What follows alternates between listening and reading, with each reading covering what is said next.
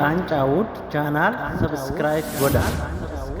نغاف رحمتك كان دومين كمني نبيو ترتي بوسي يا رحماني نغاف رحمتك كان دومين كمني نبيو ترتي بوسي يا رحماني الحمد لله يا غوفتا فارفما يا غوفتا ايتين تاسي سندما اتول كمنا تنو اتمي قدما gurguddoleen booneetinne nyaan argama waan booneetinne sun sibira beekama akka fir'aunaafa sagodhe buufama otuu hanqoftaadhaa jedhu gadgatama godhee satinneesse boonuudhaan beekama waan hojjete irratti inni hin faarfama yaa arhamar ruhamaa nuu kenni yaqiini nabiyyoota irratti buusi yaa rahmaanii. ما شاء الله.